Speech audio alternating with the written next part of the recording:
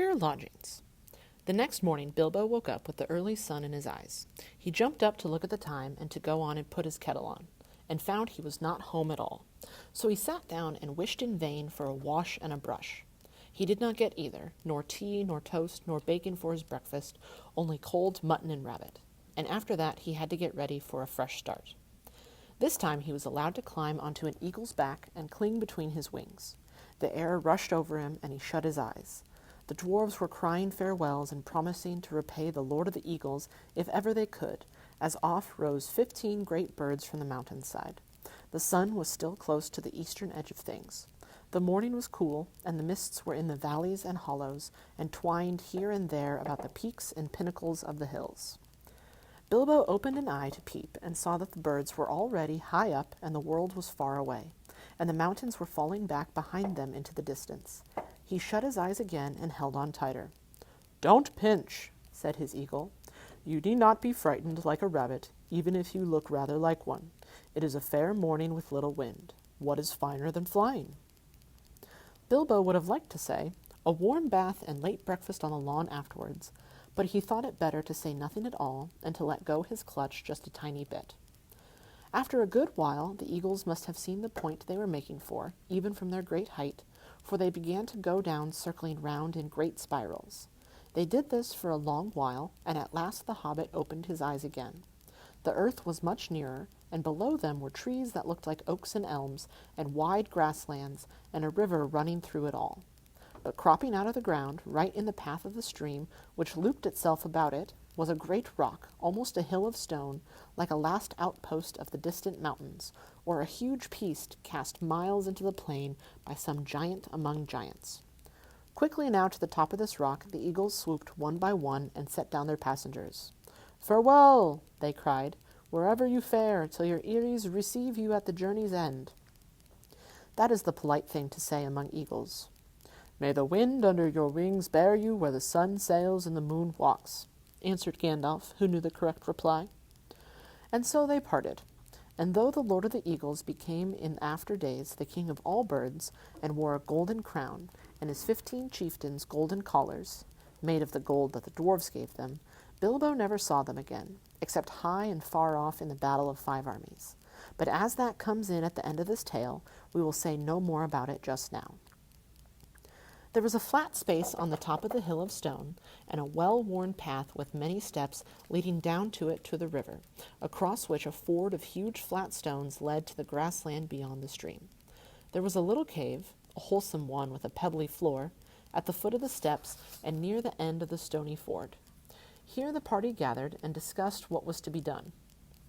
"I always meant to see you all safe, if possible, over the mountains," said the wizard, "and now by good management and good luck I have done it.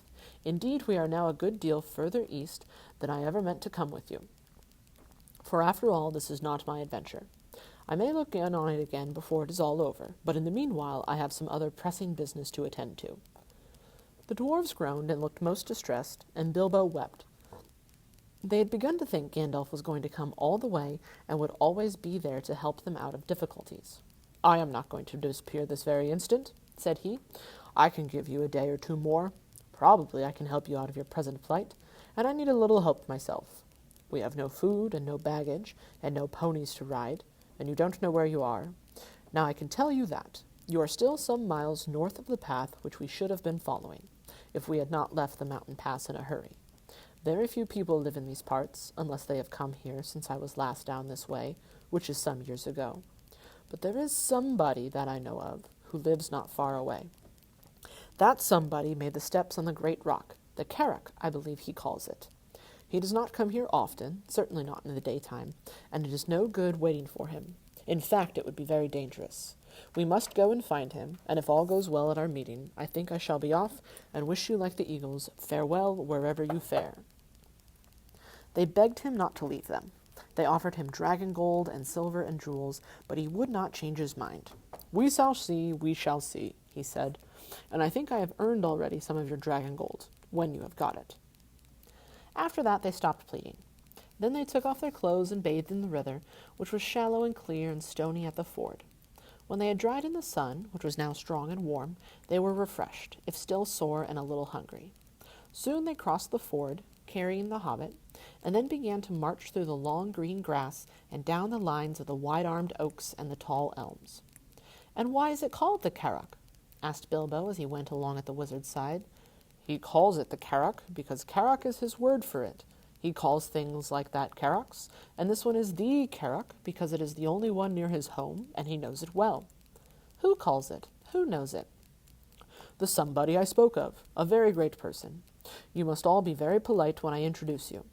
I shall introduce you slowly, 2 by 2, I think, and you must be careful not to annoy him, or heaven knows what will happen. He can be appalling when he is angry, though he is kind enough if humored.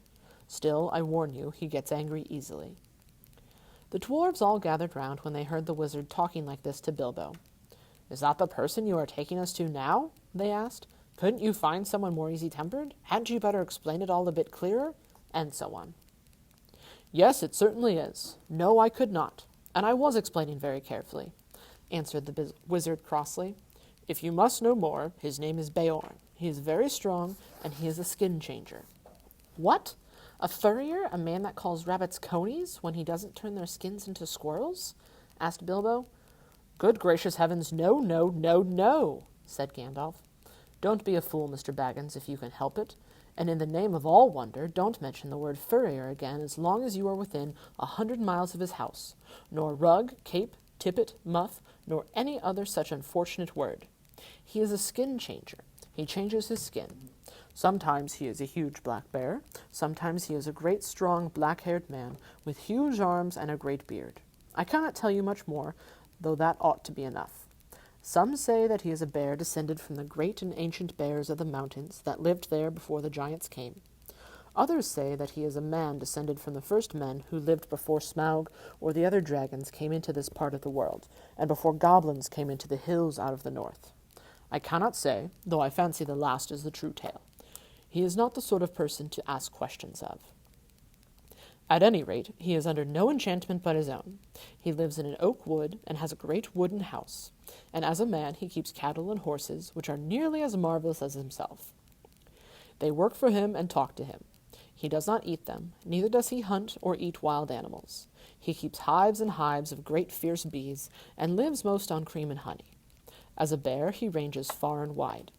I once saw him sitting all alone at the top of the Carrock at night, watching the moon sink towards the misty mountains, and I heard him growl in the tongue of the bears, "The day will come when they will perish, and I shall go back." That is why I believe he once came from the mountains himself. Bilbo and the dwarves had now plenty to think about, and they asked no more questions.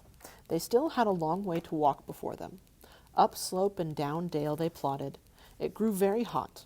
Sometimes they rested under the trees, and then Bilbo felt so hungry that he would have eaten acorns if any had been ripe enough yet to have fallen to the ground. It was the middle of the afternoon before they noticed that great patches of flowers had begun to spring up, all the same kinds growing together as if they had been planted. Especially there was clover, waving patches of coxcomb clover and purple clover, and wide stretches of short, white, sweet, honey-smelling clover. There was a buzzing and a whirring and a droning in the air. Bees were busy everywhere. And such bees! Bilbo had never seen anything like them. If one was to sting me, he thought, I should swell up as big again as I am. They were bigger than hornets. The drones were bigger than your thumb, a good deal, and the bands of yellow on their deep black bodies shone like fiery gold. "We are getting near," said Gandalf. "We are on the edge of his bee pastures." After a while they came to a belt of tall and very ancient oaks, and beyond these to a high thorn hedge through which you could neither see nor scramble. "You had better wait here," said the wizard to the dwarves, "and when I call or whistle begin to come after me. You will see the way I go, but only in pairs, mind, about 5 minutes between each pair of you. Bomber is the fattest and will do for 2. He had better come alone and last. Come on, Mr. Baggins. There is a gate somewhere round this way." And with that he went off along the hedge, taking the frightened hobbit with him. They soon came to a wooden gate, high and broad, beyond which they could see gardens and a cluster of low wooden buildings, some thatched and made of unshaped logs, barns, stables, sheds, and a long, low wooden house. Inside, on the southward side of the great hedge, were rows and rows of hives with bell-shaped tops made of straw. The noise of the giant bees flying to and fro and crawling in and out filled all the air. The wizard and the hobbit pushed open the heavy creaking gate and went down a wide track towards the house. Some horses, very sleek and well-groomed, trotted up across the grass and looked at them intelligently, with very intelligent faces. Then off they galloped to the buildings. "They have gone to tell him of the arrival of strangers," said Gandalf. Soon they reached a courtyard, 3 walls of which were formed by the wooden house and its 2 long wings. In the middle there was lying a great oak trunk with many lopped branches beside it. Standing near was a huge man with a thick black beard and hair, and great bare arms and legs with knotted muscles. He was clothed in a tunic of wool down to his knees, and was leaning on a large axe. The horses were standing by him with their noses at his shoulder. "Ugh, here they are," he said to the horses. "They don't look dangerous. You can be off." He laughed a great rolling laugh, put down his axe, and came forward. "Who are you, and what do you want?" he asked gruffly, standing in front of them and towering tall above Gandalf. As for Bilbo, he could have easily trotted through his legs without ducking his head to miss the fringe of the man's brown tunic. "I am Gandalf," said the wizard. "Never heard of him," growled the man. "And what's this little fellow?" he said, stooping down to frown at the hobbit with his bushy black eyebrows. "This is Mr. Baggins, a hobbit of good family and unimpeachable reputation," said Gandalf. Bilbo bowed. He had no hat to take off, and was painfully conscious of his many missing buttons. "I am a wizard," continued Gandalf. "I have heard of you, if you have not heard of me, but perhaps you have heard of my good cousin Radagast, who lives near the southern borders of Mirkwood." "Yes, not a bad fellow, as wizards go, I believe. I used to see him now and again," said Beorn. "Well, now I know who you are, or who you say you are. What do you want?" "To tell you the truth, we have lost our luggage and nearly lost our way, and are rather in need of help, or at least advice. I may say we have had rather a bad time with goblins in the mountains." "Goblins?" said the big man less gruffly. "Oh ho, so you've been having trouble with them, have you? What did you go near them for?" "We did not mean to. They surprised us at night in a passage which we had to cross. We were coming out of the lands over west into these countries. It is a long tale." "Then you had better come inside and tell me some of it, if it won't take all day," said the man, leading the way through a dark door that opened out of the courtyard into the house. Following him, they found themselves in a wide hall with a fireplace in the middle. Though it was summer, there was a wood fire burning, and the smoke was rising to the blackened rafters in search of the way out through an opening in the roof. They passed through this dim hall, lit only by the fire and the hole above it, and came through another smaller door into a sort of veranda propped up on wooden posts made of single tree trunks. It faced south and was still warm and filled with the light of the westering sun which slanted into it and fell golden upon the garden full of flowers that came right up to the steps. Here they sat on wooden benches while Gandalf began his tale, and Bilbo swung his dangling legs and looked at the flowers in the garden, wondering what their names could be, as he had never seen half of them before. "I was coming over the mountains with a friend or two," said the wizard. "Or two? I can only see one, and a little one at that," said Beorn. "Well, to tell you the truth, I did not like to bother you with a lot of us until I found out you were busy. I will give a call, if I may." "Go on, call away." So Gandalf gave a long shrill whistle, and presently Thorin and Dori came round the house by the garden path and stood bowing low before them. "1 or 3 you meant, I see," said Beorn, "but these aren't hobbits, they are dwarves." "Thorin Oakenshield at your service." "Dori at your service," said the 2 dwarves, bowing again. "I don't need your service, thank you," said Beorn, "but I expect you need mine. I am not over fond of dwarves, but if it is true you are Thorin, son of Thrain, son of Thror, I believe, and that your companion is respectable, and that you are enemies of goblins and are not up to any mischief in my lands, what are you up to, by the way?" "They are on the way to visit the land of their fathers, away east beyond Mirkwood," put in Gandalf, "and it is entirely an accident that we are in your lands at all. We were crossing by the high pass that should have brought us to the road that lies to the south of your country, when we were attacked by the evil goblins, as I was about to tell you." "Go on telling, then," said Beorn, who was never very polite. "There was a terrible storm. The stone giants were out hurling rocks, and at the head of the pass we took refuge in a cave, the hobbit and I and several of our companions." "Do you call 2 several?" Well, no. As a matter of fact, there were more than 2. Where are they? Killed, eaten, gone home? Well, no, they don't seem to have come when I whistled. Shy, I expect. You see, we are very much afraid that we're rather a lot for you to entertain. Go on, whistle again. I am in for a party, it seems, and 1 or 2 more won't make much difference, growled Beorn. Gandalf whistled again, but Nori and Ori were there almost before he had stopped, for, if you remember, Gandalf had told them to come in pairs every 5 minutes. Hello, said Beorn. You came pretty quick. Where were you hiding? Come on, my jack-in-boxes. Nori at your service, Ori at... they began, but Beorn interrupted them. Thank you. When I want your help, I will ask for it. Sit down and let's get on with this tale, or it will be supper time before it is ended. As soon as we were asleep, went on Gandalf, a crack at the back of the cave opened. Goblins came out and grabbed the hobbit and the dwarves and our troop of ponies. Troop of ponies? What were you, a traveling circus? Or were you carrying lots of goods? Or do you always call 6 a troop? Oh, no. As a matter of fact, there were more than 6 ponies, for there were more than 6 of us. And, well, here are 2 more. Just at that moment, Balin and Dwalin appeared, and bowed so low that their beards swept the stone floor.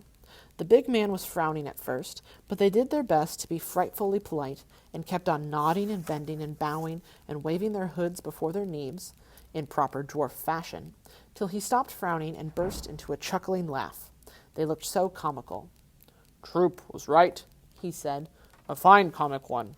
Come in, my merry men, and what are your names? I don't want your service just now, only your names, and then sit down and stop wagging. Balin and Dwalin, they said, not daring to be offended, and sat flop on the floor, looking rather surprised. Now go on again, said Beorn to the wizard.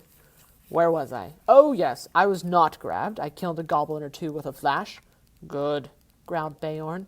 It is some good being a wizard, then. And slipped inside the crack before it closed. I followed down into the main hall, which was crowded with goblins. The great goblin was there with 30 or 40 armed gods. I thought to myself, even if they were not all chained together, what can a dozen do against so many? A dozen? That's the first time I've heard 8 called a dozen. Or have you still got some more jacks that haven't yet come out of their boxes? Well, yes, there seem to be a couple more here now. Fili and Kili, I believe, said Gandalf, as these 2 now appeared and stood smiling and bowing. That's enough, said Beorn. Sit down and be quiet. Now go on, Gandalf. So Gandalf went on with the tale until he came to the fight in the dark, the discovery of the lower gate, and their horror when they found Mr. Baggins had been mislaid. We counted ourselves and found that there was no hobbit. There were only 14 of us left. 14? That's the first time I've heard 1 from 10 leave 14. You mean 9, or else you haven't told me yet all the names in your party. Well, of course you haven't seen Owen and Glowin yet. And bless me, here they are. I hope you will forgive them for bothering you. Oh, let them all come. Hurry up, come along you 2, and sit down. But look here, Gandalf, even now we have only got yourself and 10 dwarves and the hobbit that was lost. That only makes 11, plus 1 mislaid, and not 14, unless wizards count differently to other people. But now please get on with the tale. Beorn did not show it more than he could help, but really he had begun to get very interested. You see, in the old days, he had known the very part of the mountains that Gandalf was describing. He nodded and he growled when he heard of the hobbits' reappearance, and of their scramble down the stone slide, and of the wolf ring in the woods. When Gandalf came to their climbing into the trees with the wolves all underneath, he got up and strode about and muttered, I wish I had been there. I would have given them more than fireworks. Well, said Gandalf, very glad to see his tale was making a good impression, I did the best I could. There we were, with the wolves going mad underneath us, and the forest beginning to blaze in places, when the goblins came down from the hills and discovered us. They yelled in delight and sang songs making fun of us. 15 birds and 5 fir trees. Good heavens, growled Beorn. Don't pretend that goblins can't count. They can. 12 isn't 15, and they know it. And so do I. There were Bifur and Bofer as well. I haven't ventured to introduce them before, but here they are. In came Bifur and Bofer. And me, gasped Bomber, puffing up behind. He was fat, and also angry at being left till last. He refused to wait 5 minutes, and followed immediately after the other 2. Well, now there are 15 of you, and since goblins can count, I suppose that is all that were up in the trees. Now perhaps we can finish the story without any more interruptions. Mr. Baggins saw then how clever Gandalf had been. The interruptions had really made Beorn more interested in the story, and the story had kept him from sending the dwarves off at once like suspicious beggars. He never invited people into his house if he could help it. He had very few friends, and they lived a good way away, and he never invited more than a couple of these to his house at a time. Now he had got 15 strangers sitting in his porch. By the time the wizard had finished his tale and had told of the eagle's rescue and of how they had all been brought to the Carrock, the sun had fallen behind the peaks of the misty mountains, and the shadows were long in Beorn's garden. A very good tale, said he, the best I have heard for a long while. If all beggars could tell such a good one, they might find me kinder. You may be making it all up, of course, but you deserve a supper for the story all the same. Let's have something to eat. Yes, please, they all said together. Thank you very much. Inside the hall it was now quite dark. Beorn clapped his hands, and in trotted 4 beautiful white ponies and several large, long-bodied gray dogs. Beorn said something to them in a queer language, like animal noises turned into talk. They went out again, and soon came back carrying torches in their mouths, which they lit at the fire and stuck in low brackets on the pillars of the hall about the central hearth. The dogs could stand on their hind legs when they wished, and carry things with their 4 feet. Quickly they got out boards and trestles from the side walls and set them up near the fire. Then "Baa, baa, baa" was heard, and in came some snow-white sheep, led by a large coal-black ram. One bore a white cloth embroidered at the edges with figures of animals. Others bore on their broad backs, trays with bowls and platters, and knives and wooden spoons, which the dogs took and quickly laid on the trestle tables. These were very low enough even for Bilbo to sit at comfortably. Beside them, a pony pushed 2 low-seated benches with wide rush bottoms and little short, thick legs for Gandalf and Thorin, while at the far end he put Beorn's big black chair of the same sort, in which he sat with his great legs stuck far out under the table. These were all the chairs he had in his hall, and he probably had them low like the tables for the convenience of the wonderful animals that waited on him. What did the rest sit on? They were not forgotten. The other ponies came in, rolling round, drum-shaped sections of logs, smooth and polished, and low enough even for Bilbo, so soon they were all seated at Beorn's table, and the hall had not seen such a gathering for many a year. There they had supper, or a dinner, such as they had not had since they left the last homely house in the west and said good-bye to Elrond. The light of the torches and the fire flickered about them, and on the table were 2 tall red beeswax candles. All the time they ate, Beorn in his deep, rolling voice told tales of the wild lands on this side of the mountains, and especially of the dark and dangerous wood that lay outstretched far to north and south, a day's ride before them, barring their way to east, the terrible forest of Mirkwood. The dwarves listened and shook their beards, for they knew that they must soon venture into that forest, and that after the mountains it was the worst of the perils they had to pass before they came to the dragon's stronghold. When dinner was over, they began to tell tales of their own, but Beorn seemed to be growing drowsy and paid little heed to them.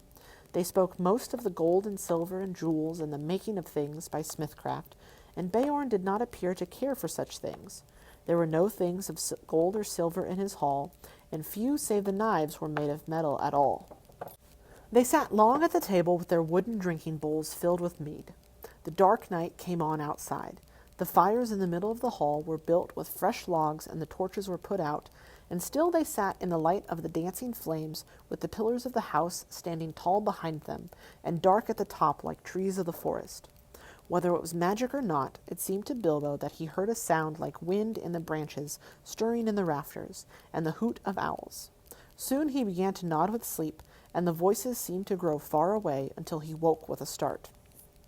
The great door had creaked and slammed. Beorn was gone. The dwarves were sitting cross-legged on the floor round the fire, and presently they began to sing. Some of the verses were like this, but there were many more, and their singing went on for a long while. The wind was on the withered heath, but in the forest stirred no leaf. Their shadows lay by night and day, and dark things silent crept beneath. The wind came down from mountains cold, and like a tide it roared and rolled. The branches groaned, the forest moaned, and leaves were laid upon the mould. The wind went on from west to east, all movement in the forest ceased, but shrill and harsh across the marsh its whistling voices were released. The grasses hissed, their tassels bent, the weeds were rattling, on it went, o'er shaken pool under heaven's cool, where racing clouds were torn and rent. It passed the lonely mountain bare and swept above the dragon's lair. There black and dark lay boulders stark, and flying smoke was in the air. It left the world and took its flight over the wide seas of the night. The moon set sail upon the gale, and stars were fanned to leaping light. Bilbo began to nod again. Suddenly up stood Gandalf. "It is time for us to sleep," he said. "For us, but not, I think, for Beorn. In this hall we can rest sound and safe, but I warn you all not to forget what Beorn said before he left us. You must not stray outside until the sun is up, on your peril." Bilbo found that beds had already been laid at the side of the hall, on a sort of raised platform between the pillars and the outer wall. For him there was a little mattress of straw and woolen blankets. He snuggled into them very gladly, summer-time though it was. The fire burned low, and he fell asleep. Yet in the night he woke. The fire had now sunk to a few embers. The dwarves and Gandalf were all asleep, to judge by their breathing. A splash of white on the floor came from the high moon, which was peering down through the smoke hole in the roof. There was a growling sound outside, and a noise as of some great animal scuffling at the door. Bilbo wondered what it was, and whether it could be Beorn in enchanted shape, and if he would come in as a bear and kill them. He dived under their blankets and hid his head, and fell asleep again, at last, in spite of his fears. It was full morning when he awoke. One of the dwarves had fallen over him in the shadows where he lay, and had rolled down with a bump from the platform onto the floor. It was Bofur, and he was grumbling about it when Bilbo opened his eyes. "Get up, lazy bones," he said, "or there will be no breakfast left for you." Up jumped Bilbo. "Breakfast?" he cried. "Where is breakfast?" "Mostly inside us," answered the other dwarves who were moving about the hall, "but what is left is out on the veranda. We have been looking about for Beorn ever since the sun got up, but there was no sign of him anywhere, though we found breakfast laid as soon as we went out." "Where is Gandalf?" asked Bilbo, moving off to find something to eat as quick as he could. "Oh, out and about somewhere," they told him. But he saw no sign of the wizard at all that day until the evening. Just before sunset he waltzed into the hall, where the hobbit and dwarves were having supper, waited on by Beorn's wonderful animals, as they had been all day. Of Beorn they had seen and heard nothing since the night before, and they were getting puzzled. "Where is our host, and where have you been all day yourself?" they all cried. "One question at a time, and none till after supper. I haven't had a bite since breakfast." At last Gandalf put away his plate and jug. He had eaten 2 whole loaves, with masses of butter and honey and clotted cream, and drunk at least a quart of mead, and he took out his pipe. "I will answer the second question first," he said, "but bless me, this is a splendid place for smoke rings." Indeed, for a long time they could get nothing more out of him. He was so busy sending smoke rings dodging round the pillars of the hall, changing them into all sorts of different shapes and colors, and setting them at last chasing one another out of the hole in the roof. They must have looked very queer from outside, popping out into the air one after another, green, blue, red, silver gray, yellow, white, big ones, little ones dodging through big ones and joining into figure eights, and going off like a flock of birds into the distance. "I have been out picking bear tracks," he said at last. "There must have been a regular bears' meeting outside here last night. I soon saw that Beorn could not have made them all. There were far too many of them, and they were various sizes too. I should say there were little bears, large bears, ordinary bears, and gigantic big bears, all dancing outside from dark to nearly dawn. They came from almost every direction, except from the west over the river, from the mountains. In that direction only one set of footprints led, none coming, only ones going away from here. I followed these as far as the Carrack. There they disappeared into the river, but the water was too deep and strong beyond the rock for me to cross. It is easy enough, as you remember, to get from this bank to the Carrack by the ford, but on the other side is a cliff standing up from a swirling channel. I had to walk miles before I found a place where the river was wide and shallow enough for me to wade and swim, and then miles back again to pick up the tracks. By that time it was too late for me to follow them far. They went straight off in the direction of the pine woods on the east side of the mountains, where we had our pleasant little party with the wargs the night before last. And now I think I have answered your first question too, ended Gandalf, and he sat a long while. Bilbo thought he knew what the wizard meant. "What shall we do?" he cried, "if he leads all the wargs and the goblins down here? We shall all be caught and killed. I thought you said he was not a friend of theirs." "So I did. And don't be silly. You had better go to bed. Your wits are sleepy." The hobbit felt quite crushed, and as there seemed nothing else to do, he did go to bed. And while the dwarves were still singing songs, he dropped asleep, still puzzling his little head about Beorn, till he dreamed a dream of hundreds of black bears dancing slow, heavy dances round and round in the moonlight in the courtyard. Then he woke up when everyone else was asleep, and he heard the same scraping, scuffling, snuffling, and growling as before. Next morning they were all wakened by Beorn himself. "So here you all are still," he said. He picked up the hobbit and laughed. "Not eaten by wargs or goblins or wicked bears yet, I see." And he poked Mr. Baggin's waistcoat most disrespectfully. "Little Bunny is getting nice and fat again on bread and honey," he chuckled. "Come and have some more." So they all went to breakfast with him. Beorn was most jolly for a change. Indeed, he seemed to be in a splendidly good humor, and set them all laughing with his funny stories. Nor did they have to wonder long where he had been, or why he was so nice to them, for he told them himself. He had been over the river and right back up into the mountains, from which you can guess that he could travel quickly, in a bear's shape at any rate. From the burnt wolf glade he had soon found out that part of their story was true, but he had found more than that. He had caught a warg and goblin wandering in the woods. From these he had got news. The goblin patrols were still hunting with wargs for the dwarves, and they were fiercely angry because of the death of the great goblin, and also because of the burning of the chief wolf's nose and the death from the wizard's fire of many of his chief servants. So much they told him when he forced them, but he guessed there was more wickedness than this afoot, and that a great raid of the whole goblin army, with their wolf allies into the lands shadowed by the mountains, might soon be made to find the dwarves, or to take vengeance on the men and creatures that lived there, and who they thought must be sheltering them. "It is a good story, that of yours," said Beorn, "but I like it still better now that I am sure it is true. You must forgive my not taking your word. If you lived near the edge of Mirkwood, you would take the word of no one that you did not know as well as your brother or better. As it is, I can only say that I have hurried home as fast as I could to see that you were safe, and to offer you any help that I can. I shall think more kindly of dwarves after this. Killed the great goblin! Killed the great goblin!" He chuckled fiercely to himself. "What did you do with the goblin and the warg?" asked Bilbo suddenly. "Come and see," said Beorn, and they followed round the house. A goblin's head was stuck outside the gate, and a warg's skin was nailed to a tree just beyond. Beorn was a fierce enemy. But now he was their friend, and Gandalf thought it wise to tell him their whole story and the reason of their journey, so they could get the most help he could offer. This is what he promised to do for them. He would provide ponies for each of them, and a horse for Gandalf, for their journey to the forest, and he would lade them with food to last them for weeks with care, and packed so as to be easy as possible to carry. Nuts, flour, sealed jars of dry fruit, and red earthenware pots of honey, and twice-baked cakes that would keep good a long time, and on a little of which they could march far.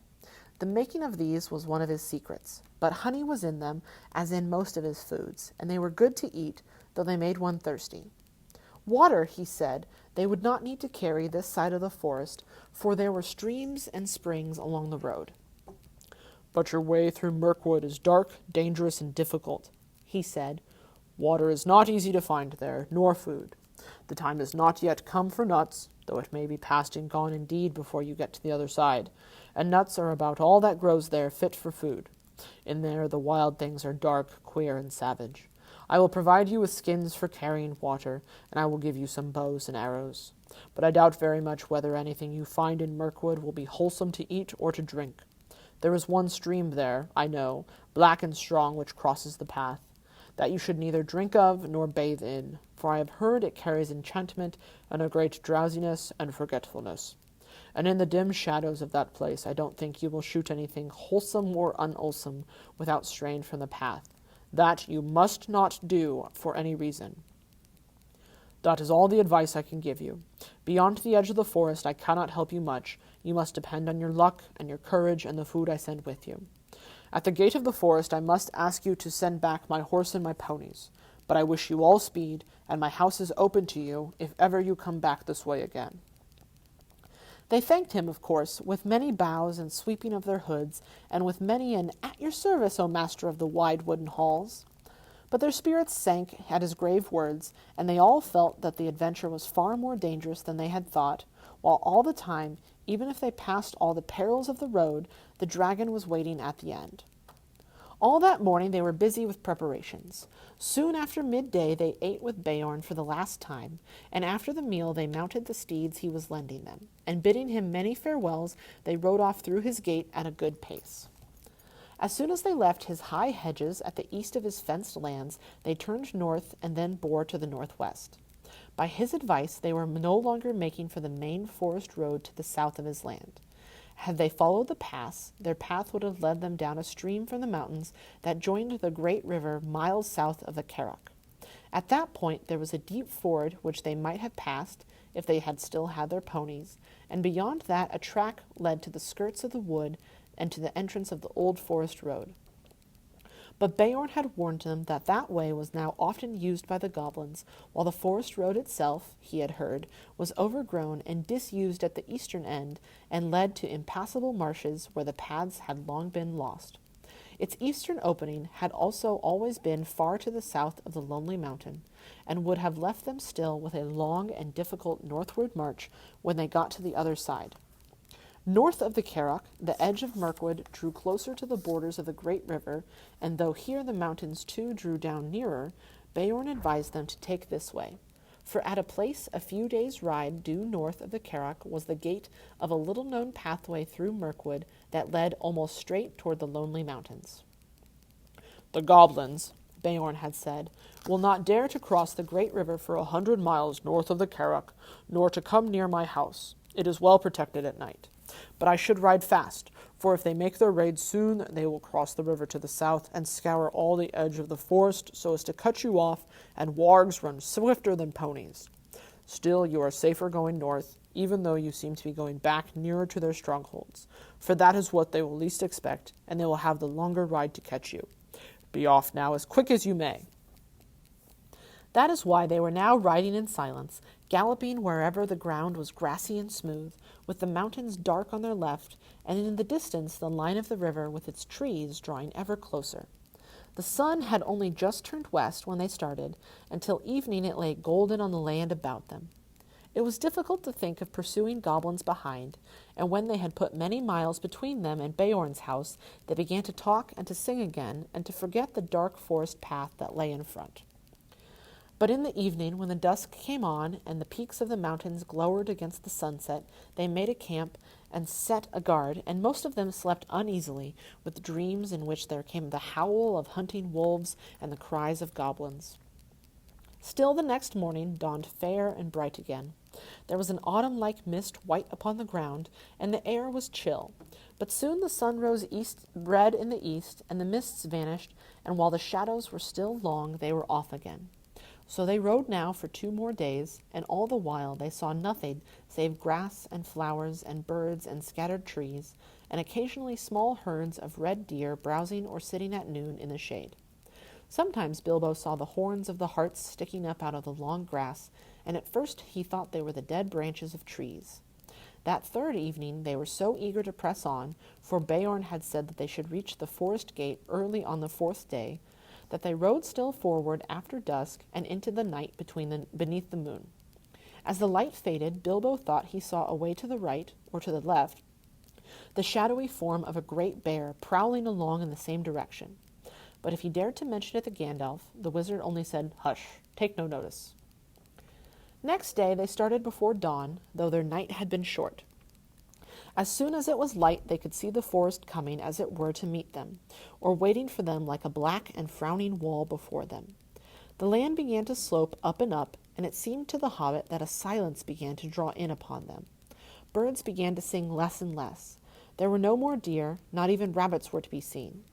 By the afternoon they had reached the eaves of Mirkwood and were resting almost beneath the great overhanging boughs of its outer trees.